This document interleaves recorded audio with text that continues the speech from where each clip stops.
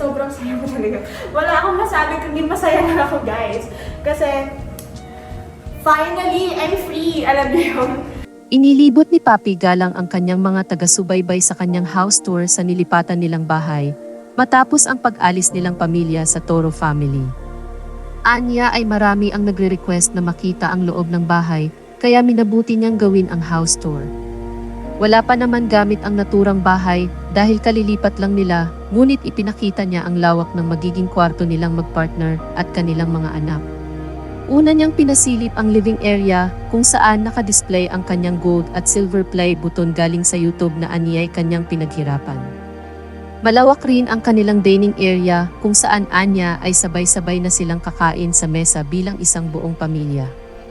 Hindi gaya noon na hindi nila nakakasama ang kanilang mga anak sa hapagkainan.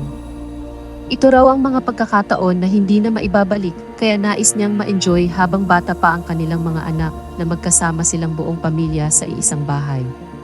Mayroon ding malawak na kwarto para sa mga yaya. Plano naman niyang gawing dressing room ang main basement. Makikita naman sa second floor ang tag-iisang kwarto ng mga bata.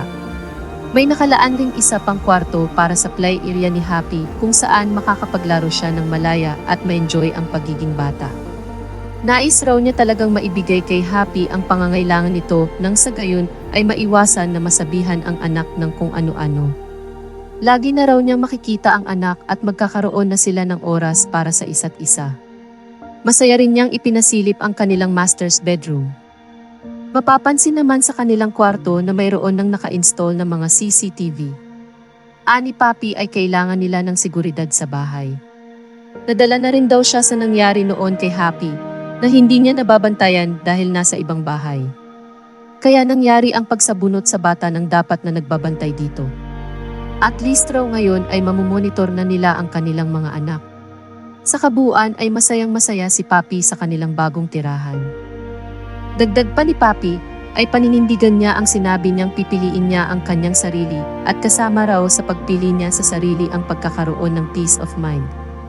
At ito ay sa pamamagitan ng pagbukod at magsimula ng buhay sa sarili nilang paa. Na magawa ang mga bagay na nais niyang gawin na wala siyang maririnig na kung ano-anong sasabihin ng ibang tao at wala nang magdidikta sa kanya kung paano siya maging ina, maging asawa at mamuhay bilang tao.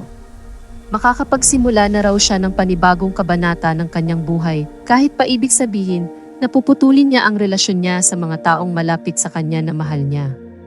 Ngunit sa pagkakataon na ito ay sisiguraduhin raw niyang proprotektahan niya ang kanilang tahanan at ang pamilyang kanyang binuo. Wala na raw sumbatan, magagawa na niya ang lahat ng nais niyang gawin, mabibili na niya ang nais niyang bilhin sa kusina. Kung ano lang ang kayang maibigay at walang magrereklamo. At maiintindihan siya kung ano lang ang kanyang maibigay.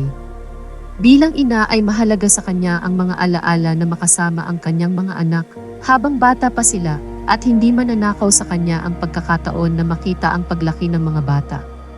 Mahirapan man raw siya ngayon, maubusan man siya ng pera, magkasakit man, ang importante magkakasama silang mag-anak at walang makakaagaw sa mga pagkakataong ito.